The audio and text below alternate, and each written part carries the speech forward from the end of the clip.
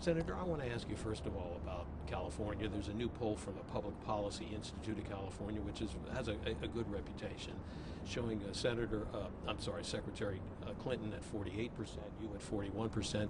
Yesterday, I think you said you can win California. Is California important for you to win? Of course it is. I mean, California is the largest state in our country. It has the most delegates going into the Democratic convention.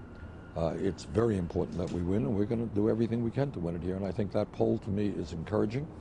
It tells me that we've made up a lot of ground, and that if we put the energy into it, I think the people of California will respond to our message. The California issues are minimum wage, income inequality, and immigration. Are those issues you're comfortable you can sell here? All three of them are issues we talk about every day. Yeah. Look, at the end of the day, it is not sustainable that the top 1/10 of 1% owns almost as much wealth as the bottom 90%.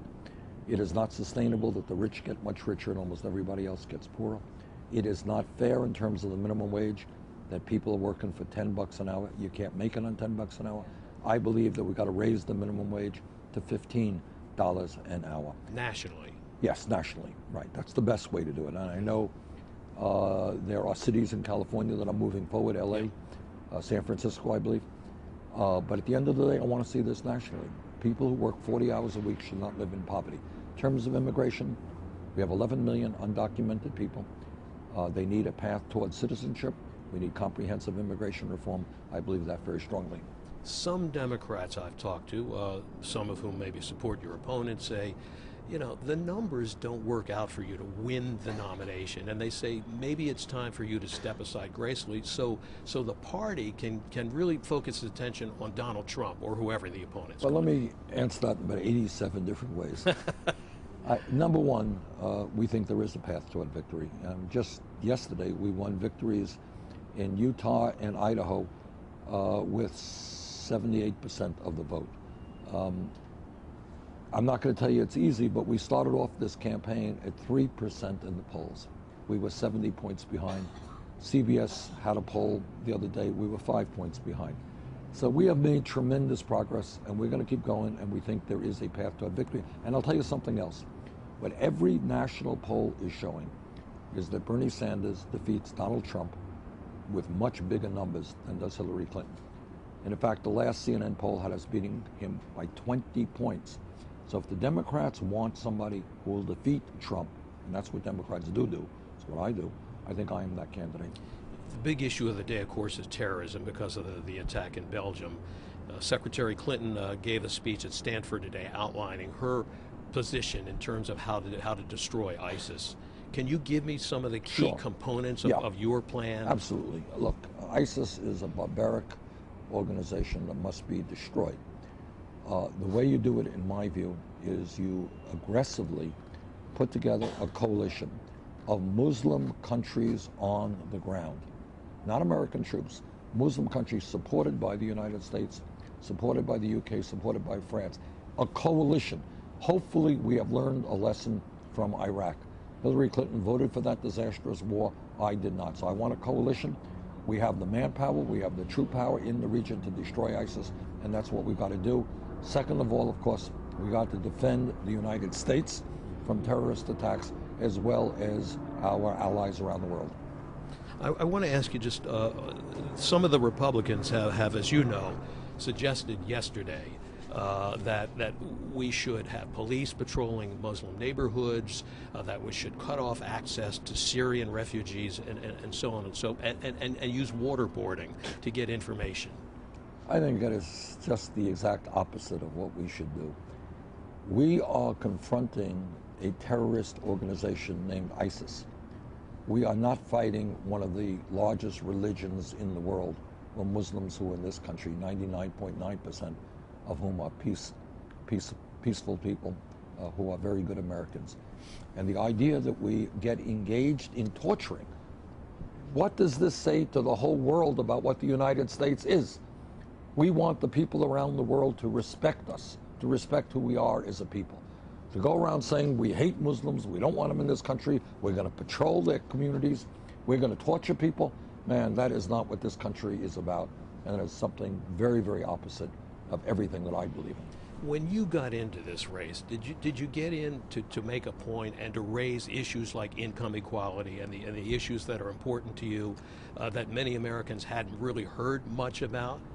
No, I mean, the answer is what I thought is that if we talked about the real issues, people would respond to it politically. And that's exactly what has happened.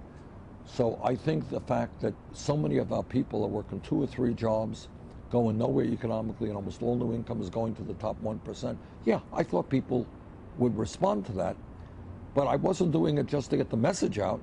I was doing it, to become president of the United States. When I talk about the fact that we're the only major country not to guarantee health care to all people or paid family and medical leave to all people. Yeah, I wanted to educate people about that. But I know this is what people want. They don't want us to be the only country in the world, major country, not to provide health care to all. You have tremendous support from millennials. I mean, every poll, including the public policy poll in California, shows that you lead among millennials and younger voters. But how are you going to be able to expand beyond that to groups you haven't been able to It's not connect just with? millennials. It is, people 45, 50 or younger. And I think these are the folks who are the future of America.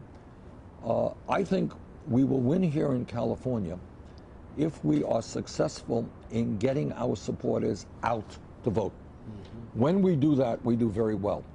But I think we have a whole lot of support in terms of the issues we are advocating. Free public college, free tuition at public colleges and universities.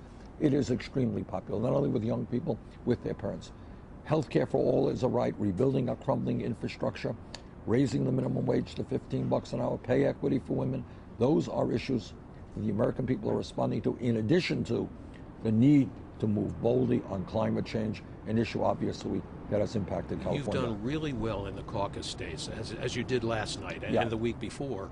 Not so well necessarily in all the primaries. And I take that to mean your supporters are so passionate, they will sit all night in a caucus, Well, there's some truth to that, but we have done, we won the Michigan primary, which was a big upset. We have won other primaries as well. We won in New Hampshire by 22 points, as a matter of fact. So I think there's something to what you're saying, but I think that it is not just passion. I think the ideas that we are talking about, that we as a nation can do much better, that it is wrong that so few have so much, so many have so little, that we are falling behind other countries in areas that we should not. I think that is a message that is resonating. And just one last thing. Does California in some ways personify some of the issues and some of the positions you're taking on issues, in your opinion? Well, it does. It's such a large state, and it's such a diverse state, so that you mentioned immigration reform is important here, and the minimum wage. California's economy itself is one of the largest economies in the entire world.